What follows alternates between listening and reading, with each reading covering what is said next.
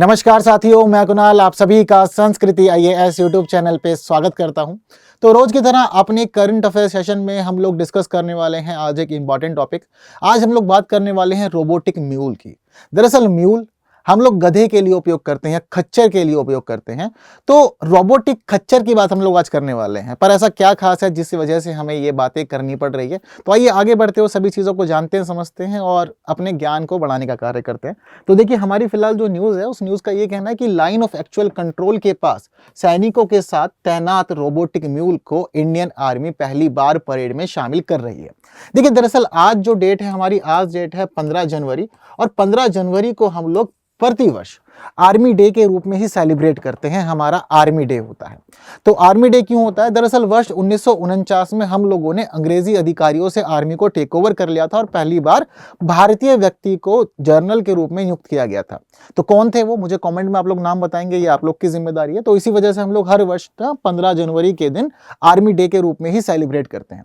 अब दरअसल हम लोग आर्मी डे हर वर्ष दिल्ली में ही मनाया करते थे। ये भी भारत की खास बात थी और ये प्रथा हमारे यहाँ पर सालों से चली आ रही थी। लेकिन सरकार ने सोचा कि नहीं, सिर्फ और सिर्फ आर्मी के मामले में दिल्ली को महत्व देना जरूरी नहीं है और ये ठीक भी नहीं है। दरअसल भारत के अलग अलग राज्यों से लोग आते हैं, अलग अलग जगह से सेना में भूमिका निभाते हैं और साथ साथ जरूरी है कि दिल्ली से बाहर निकला जाए, जो सेना की केंद्रित चीजें हैं इसको विकेंद्रित किया जाए। तो विकेंद्रीकरण के उद्देश्य से सरकार ने 3 साल पहले निर्णय लिया कि आर्मी डे को सिर्फ और सिर्फ दिल्ली में सेंट्रलाइज नहीं करेंगे, इसको बदलेंगे। तो इसी वजह से क्या हुआ है कि हम लोग देख रहे हैं कि पिछले 3 सालों से अलग अलग जगह पर आर्मी डे का आयोजन किया जा रहा है। तो वर्ष 2022 में आर्मी डे की जो परेड थी, ये परेड हुई थी बेंगलोर के अंदर।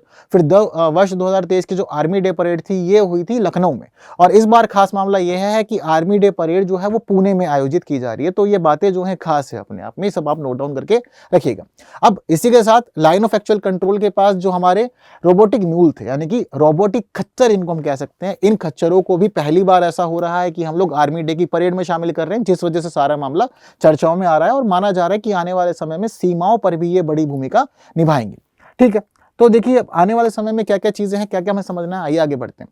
तो देखिए, 15 जनवरी को पुणे में होने वाली आर्मी डे परेड में पहली बार रोबोटिक म्यूल्स शामिल होंगे। क्यों, क्या कहानी है, ये आप समझ गए। ठीक, ये बाकी चीज जो बेस है आप लोग का मैं कवर कर भी चुका हूं। रोबोटिक म्यूल नॉर्दर्न बॉर्डर पर तैनात है। ठीक है, नॉर्दर्न बॉर्डर यानी कि मेनली जो हमारा बॉर्डर चाइना के साथ लगता है। ठीक है, तो ये वाला जो बॉर्डर है हमारा, यहाँ पर हम लोग रोबोटिक म्यूल को तैनात करके रखते हैं। इसी के साथ स्थिति क्या है इसकी कि म्यूल जो है थर्मल कैमरे और सेंसर लगे हुए हैं इनके अंदर। ठीक है, थर्मल कैमरे यानी कि ऑब्वियस बात है, हम लोग रोबोट बनाए हुए हैं तो इन लोग को भी चीजें देखनी होती है, जाननी समझनी होती है, उसके हिसाब से ये काम करते हैं। तो देखने के लिए कैमरे लगे हुए हैं और आसपास की सिचुएशंस को फील करने के लिए, जगह को फील करने के लिए इनमें सेंसर लगाए गए हैं। सेंसर फील करते हैं, कैमरे जो है वो देखते हैं, नोट करते हैं चीजों को। तो कैमरे और सेंसर दोनों ही। अब रोबोटिक म्यूल हमें ये बॉर्डर पे किस तरह की मदद करते हैं और हमारी सेना के लिए क्यों खास है, इन चीजों को हमें समझना होगा। तो देखिए, दरअसल इनकी क्षमता है वो 30 किलो वजन की है और 10 फीट तक के चढ़ सकते हैं। दरअसल क्या होता है कि हमारा जो पहाड़ी क्षेत्र है, हम सभी जानते हैं कि हिमालय कैसा है, उबड़ खाबड़ है, लेकिन फिर भी तैयारियां रखनी है क्योंकि चीन के साथ हम लोग बॉर्डर शेयर करते हैं और सुरक्षा मजबूत रखना ये हमारी जिम्मेदारी है। इसी वजह से अब हम लोग क्या किया, रोबोटिक म्यूल्स को तैयार किया, रोबोटिक खच्चर बनाए। आप कभी भी किसी भी हिल स्टेशन पे चले जाइए, किसी पहाड़ी क्षेत्र में जाइए, वहां आपको खच्चर जरूर मिलेंगे देखने को। खच्चर के पीछे का रीजन क्या है कि उनको इजीली लेकर के पहाड़ों पे चढ़ा जा सकता है और पहाड़ों पे चढ़ने उतरने में वो सहज होते हैं। जैसे कि बहुत सारे लोग अगर वैष्णो देवी की यात्रा पे गए हो तो उन लोगों ने वहां पे नोटिस किया होगा कि वहां पर खच्चर रहते हैं। केदारनाथ की यात्रा पर भी आपको मिलेगा कि केदारनाथ धाम जाने के लिए खच्चरों का इस्तेमाल किया जाता है। उसके पीछे का रीजन ये है कि वो चढ़ने में सक्षम होते हैं, पहाड़ी क्षेत्रों में अच्छे से वो आना जाना कर लेते हैं। तो ठीक वही चीज जो है यहाँ पर इन रोबोट्स के अंदर डाली गई है और रोबोट्स को भी नाम जो है वो दे दिया गया है रोबोटिक म्यूल। तो 30 किलो वजन ये संभाल सकते हैं, यानी कि पहाड़ों पे जहां कहीं भी आर्मी को जरूरत हो और कैसी भी जरूरत हो तो उनके लिए सामान ये ले जा सकते हैं और पहाड़ों में 10 फीट तक की ऊंचाई पे चढ़ने में ये सक्षम होते हैं। रोबोटिक म्यूल्स को हथियारों से भी लैस किया जाएगा। फिलहाल इसकी बातचीत चल रही है क्योंकि अभी फिलहाल ये कि सामान लाने ले जाने का काम ही कर रहे हैं। लेकिन फिर हमारे डिपार्टमेंट ने सोचा कि इतना पैसा हम लोगों ने खर्च किया और इतना महंगी हम लोगों ने टेक्नोलॉजी तैयार की, क्या सिर्फ बोझा ढोने के लिए? मतलब गधे, रोबोटिक गधा भी है, वो भी बोझा ढोने का काम कर रहा है। कुछ खास काम तो हमें इससे करवाना चाहिए। मतलब जो हमारा सामान्य गधा, चलो वो तो कुछ काम कर नहीं सकता, खच्चर भी नहीं कर सकता, तो वजन ही ढोवाते हैं उससे, लेकिन अब रोबोट बनाएंगे ये भी ऐसा काम करेंगे तो कुछ एक्स्ट्रा होना चाहिए। तो माना जा रहा है कि इसको हथियारों से लैस किया जाएगा, जिसके बाद ये सीमा पर सिर्फ वजन लाने ले जाने का काम ही नहीं करेंगे, सामानों को लाएंगे ले आएंगे नहीं, बल्कि अगर युद्ध की स्थिति होती है, लड़ाई की स्थिति होती है, तो वहां पर भी ये भूमिका निभाएंगे और दुश्मनों को परेशान करेंगे और हमारी सीमाओं को सुरक्षा देंगे। अगर वर्तमान की बात करें तो हमारे पास में 17 रोबोटिक म्यूल्स हैं फिलहाल, जो हमारी आर्मी के पास है, लेकिन इसकी संख्या को बढ़ाने की बात और इनकी क्षमताओं को बढ़ाने की बात ये लगातार की जा रही है। ठीक, क्लियर है सारी बातें। तो रोबोटिक म्यूल्स के बारे में चीजों को जानते हैं और अच्छे से।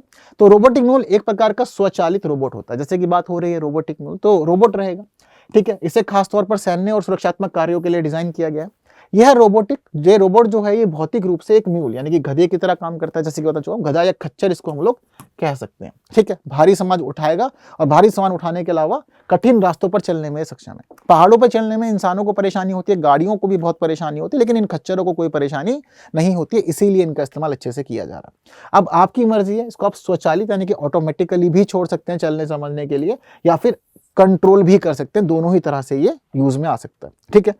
जिन लोगों को कंफ्यूजन है कि म्यूल्स होते क्या है, तो देखिए आप लोग को अपनी स्क्रीन पे दिख रहा होगा, यही होते हैं रोबोटिक म्यूल्स, जैसे कि यहाँ पर आप लोग दिख रहे हैं, तो ये रोबोटिक म्यूल है।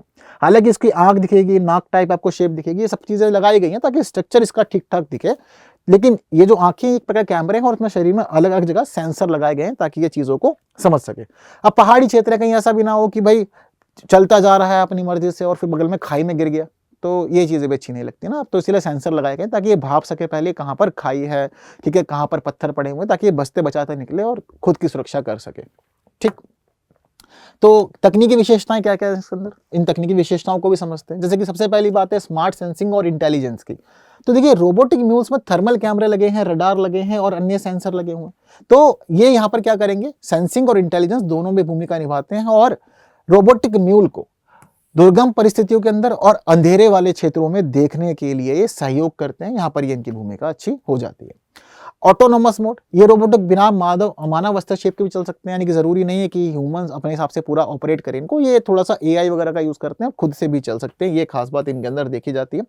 जीपीएस और अन्य नेविगेशन सिस्टम का उपयोग भी ये कर सकते हैं, ये खास बात भी इसके अंदर मौजूद है, ठीक है। तो स्वचालित रूप से जीपीएस वगैरह को लोकेट करते हैं और अपना जो काम है ये वो पूरा करके आते हैं जो इन्हें दिया जाता है।